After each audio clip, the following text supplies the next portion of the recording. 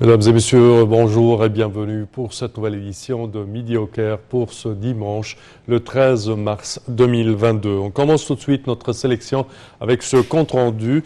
Le président Abdel Fattah el-Sisi a affirmé le soutien absolu de l'Égypte à l'offre de secours et de travaux des Nations Unies pour les réfugiés de Palestine, UNRWA, pour continuer à jouer son rôle dans la fourniture des services aux réfugiés palestiniens, car c'est le seul mécanisme qui s'acquitte de cette importante responsabilité humanitaire, notamment dans les domaines de l'éducation et de la santé.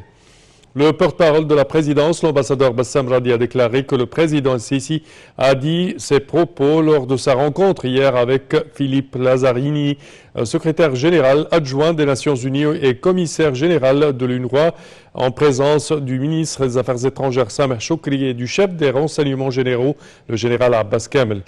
Pour sa part, Lazzarini s'est dit honoré de rencontrer le président el-Sisi, ajoutant avoir passé en revue le rôle de l'UNRWA et les défis actuels auxquels il est confronté à la lumière de la détérioration de la situation au niveau régional et mondial. Il a également souligné la confiance de l'UNRWA dans le rôle historique de l'Égypte, dans la mobilisation de l'appui de la communauté internationale pour que l'Office poursuive son rôle de soutien aux réfugiés palestiniens. Et le président Abdel Fattah el-Sisi a examiné au cours d'une rencontre avec Patricia Espinosa, secrétaire exécutive de la Convention cadre des Nations Unies sur les changements climatiques, les préparatifs du prochain sommet sur le climat, la COP 27 à Sharm el-Sheikh. Le président el-Sisi et Mme Patricia Espinosa ont également discuté des efforts déployés afin de parvenir à des solutions pratiques et à des engagements applicables au niveau international pour faire face aux défis climatiques et mobiliser les ressources nécessaires et le financement international pour accomplir cet objectif. Et pour plus de détails, voici un compte-rendu. L'Égypte apprécie la coopération fructueuse et croissante avec les Nations Unies en ce qui concerne la question du changement climatique et ses effets sur le monde, a affirmé le président Abdel Fattah el-Sisi alors qu'il recevait Patricia Espinosa, secrétaire exécutive de la Convention cadre des Nations Unies sur les changements climatiques. Et d'ajouter que l'Égypte aspire à renforcer cette coopération et cette coordination pour préparer le prochain sommet mondial sur le climat COP 27 à Sharm el-Sheikh dans le cadre de ses efforts visant à progresser et à partir des résultats obtenus lors du dernier sommet de Glasgow, dans le but de parvenir à des solutions et des engagements pratiques et applicables au niveau international, afin de relever les défis climatiques et de mobiliser le financement international nécessaire à cet égard. Pour sa part, Espinosa a souhaité que le prochain sommet qui se tiendra à Sharm el-Sheikh soit un tournant concernant la question du changement climatique, a déclaré le porte-parole de la présidence, Bassam Radi. Dans ce contexte, Espinosa a loué ces positions historiques adoptées par l'Égypte, un des premiers pays en développement qui ont adopté des politiques décisives sur le dossier du changement climatique, sans compter ses efforts nationaux actuellement déployés dans le dossier de l'environnement, le soutien à la transition vers l'économie verte et la lutte contre le phénomène du changement climatique. Et le ministre des Affaires étrangères, Sameh Choukri, s'est entretenu avec la ministre de l'Environnement, Dr Yasmine Fouad, et la secrétaire exécutive de la Convention cadre sur les changements climatiques, Patricia Espinosa, et ce dans le cadre des efforts de préparation de la COP 27. Les pourparlers pourraient être portés sur les efforts en cours pour préparer sur tous les niveaux de la prochaine session du sommet qui sera accueillie et présidée par l'Égypte cette année.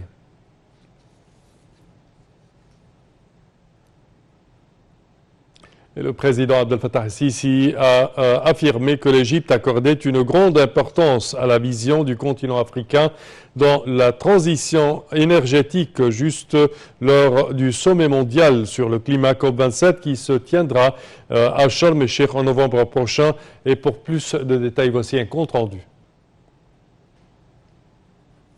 Le président Abdel Fattah el-Sisi a affirmé que l'Égypte accordait une grande importance à la vision du continent africain dans la transition énergétique juste lors du sommet mondial sur le climat COP27 qui se tiendra à Sharm el-Sheikh en novembre prochain, alors qu'il avait souligné l'importance de fournir des fonds aux pays africains pour les aider à faire face au changement climatique. En plus, leur droit à exploiter leurs ressources en gaz naturel et en pétrole, a déclaré le ministre du Pétrole et des Ressources minérales, Tarek El Molla.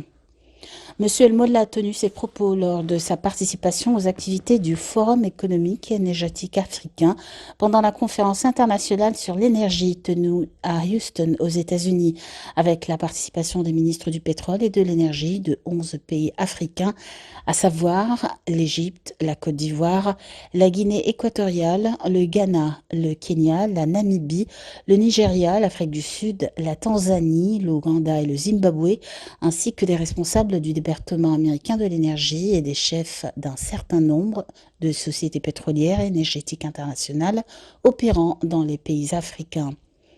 Les participants au forum ont loué les déclarations du président ici en ce qui concerne le soutien au continent africain lors de la prochaine conférence sur le changement climatique à Sharm el-Sheikh. Quant aux défis auxquels sont confrontés les pays africains dans le domaine de la transition énergétique, les participants au forum ont indiqué que l'Afrique constituait le continent le moins pollueur de la planète, malgré la souffrance de plus de 600 millions de citoyens africains pour obtenir de l'énergie et la dépendance des pays africains au pétrole et au gaz étant une ressource économique. Et pour plus d'explications, mesdames et messieurs, sur ce sujet, nous avons le plaisir d'accueillir au bout du fil Dr Raouf Ghaffar, qui est expert en économie et analyse politique. Bonjour, Dr Raouf. Bonjour, Sam. Alors, comment voyez-vous ces efforts et les préparatifs pour la COP27, certainement avec la visite du secrétaire exécutif de la Convention 4 des Nations Unies, Madame Patricia Espinosa, en Égypte, sa rencontre avec le président et les ministres, le ministre des Affaires étrangères et ces travaux-là, comment les voyez-vous et leur effet sur ce prochain sommet COP27 et l'importance également accordée par le monde entier pour ce sommet? C'est un sommet excessivement important. À mon opinion, ça représente le futur.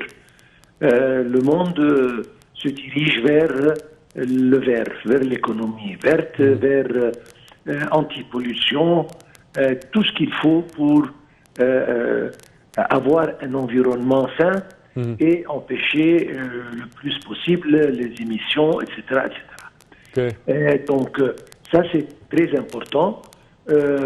On transforme maintenant une grande partie de l'énergie en énergie propre.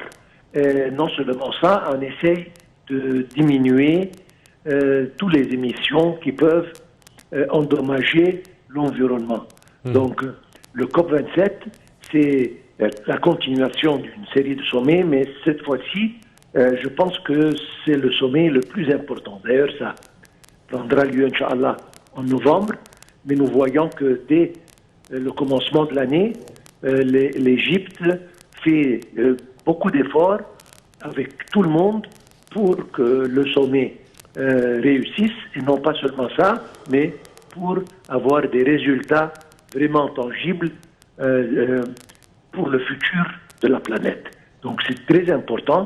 Nous voyons notre président s'entretenir avec des personnalités de tout le monde. Nous voyons notre ministre de pétrole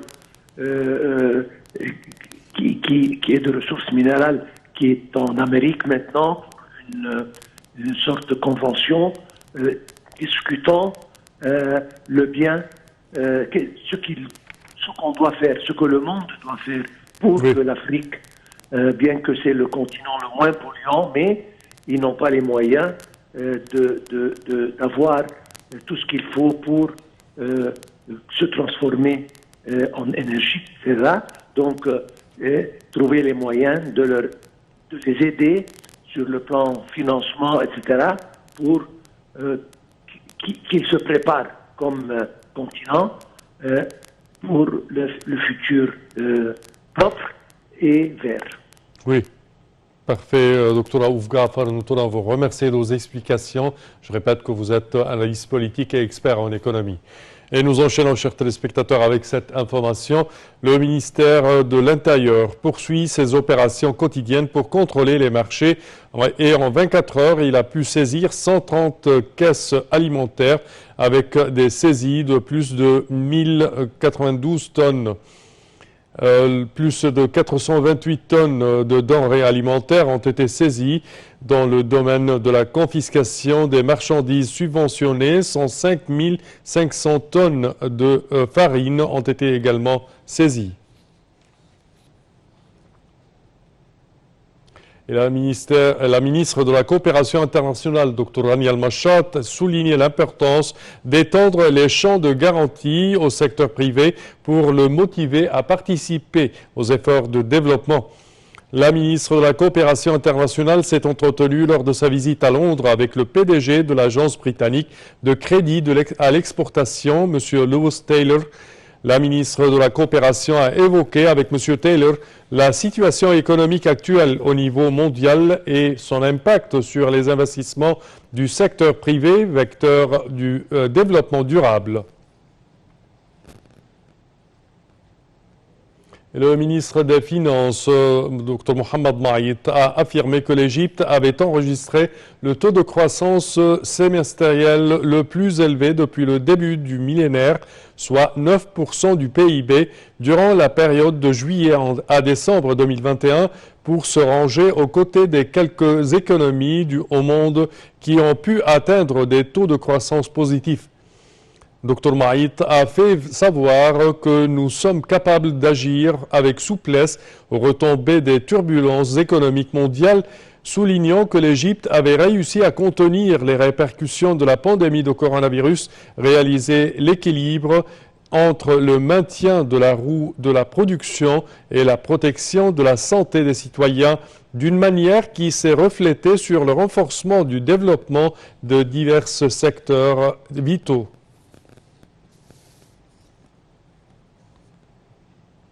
Et la ministre d'État pour l'immigration et les affaires des Égyptiens à l'étranger, Nabila Makram, a affirmé que la direction politique tenait à suivre au fur et à mesure les derniers développements de la crise ukrainienne et à fournir toutes les facilités possibles pour rapatrier les étudiants égyptiens en examinant la situation actuelle pour leur assurer un avenir dans le pays. La ministre de l'Immigration a salué les efforts de la direction politique pour pallier tous les problèmes des Égyptiens expatriés, rappelant à cet effet les directives du président Abdel Fattah el-Sisi d'accélérer l'évacuation de tous les étudiants égyptiens en Ukraine.